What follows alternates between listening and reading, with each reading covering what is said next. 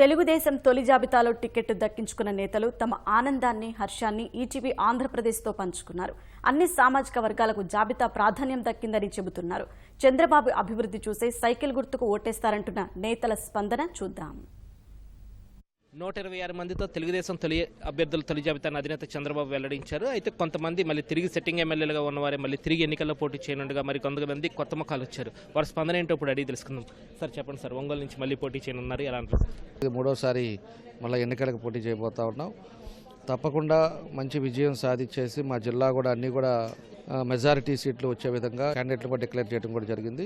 ప్రజల్లో ఒక మంచి విశ్వాసం ఉంది. తప్పకుండా తెలుగుదేశం పార్టీ మంచి మెజారిటీతో గెలిచి మళ్ళా మన ప్రీతం నాయకులు చంద్రబాబు నాయుడు గారు మళ్ళీ ముఖ్యమంత్రి అవుతారని తెలియజేస్తా ఉన్నాం. ఏదైనా గెలిపే లక్ష్యంగా భావించుకొని ఈరోజు ముందుకెళ్లాల్సిన బాధ్యత తెలుగుదేశం పార్టీ కార్యకర్తలుగా, అదేవిధంగా తెలుగుదేశం పార్టీ ఎమ్మెల్యేలందరూ గెలవాల్సిన బాధ్యత కూడా ఉంది. ఏదైతే 150 మిషన్ ఉందో అది కంపల్సరీగా ఫుల్ఫిల్ అవుతుంది మాత్రం నమ్ముతున్నారు. ప్రత్యక్ష ఎన్నికల్లో మొదటిసారి వస్తున్న కొంచెం ఒక విధమైన ఎక్సైట్మెంట్ ఉందండి. కానీ ప్రజా జీవితానికి ఎప్పుడు దగ్గరగానే ఉన్నాం.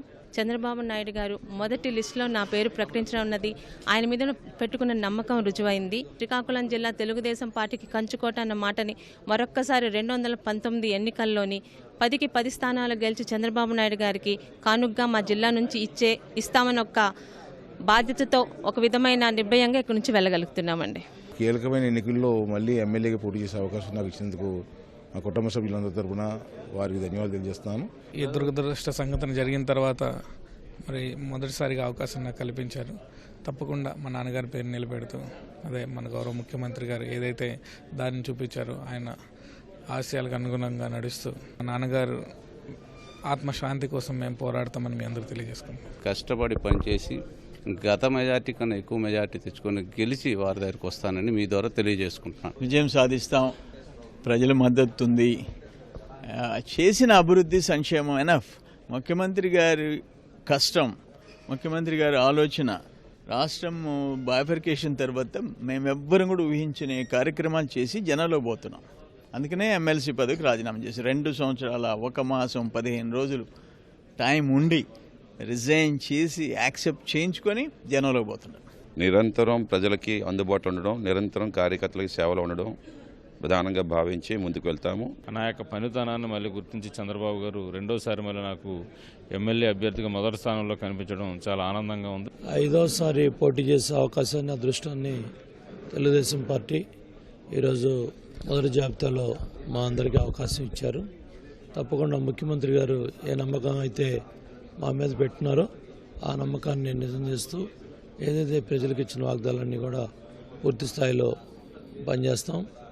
అదేవిధంగా కార్యకర్తలు, నాయకులు, ప్రజలు అందరి నమ్మకంతో, విశ్వాసంతో మళ్ళీ 5వసారి కూడా గెలిచి మైలవరం ప్రజలకు సేవ చేసే అదృష్టాన్ని తీసుకుంటాం. ఆయనకి కృతజ్ఞతలు తెలియజేసుకుంటూ ప్రజలు కూడా ఇవాళ చాలా సంతృప్తిని వ్యక్తం చేస్తూ ఉన్నారు. దాదాపు సాటిస్ఫాక్షన్ లెవెల్స్ 80% అబోవ్ ఉన్నాయి మచిలీపట్నంలో.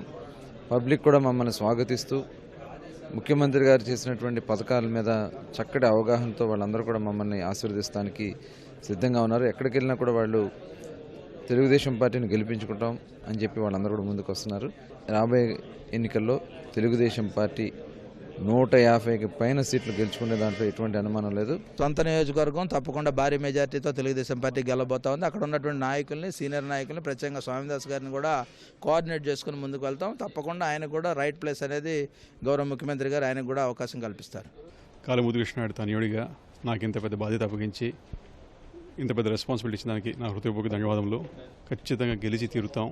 నగిరిని మళ్ళా తెలుగుదేశం పార్టీ వశం చేస్తాం. ఇది తొలి జాబితాలో టికెట్లు దక్కించుకున్న మెజార్టీ సభ్యుల స్పందన. కెమెరా పర్సన్ భాస్కర్తో VS Krishna, ETV news, Amaravati.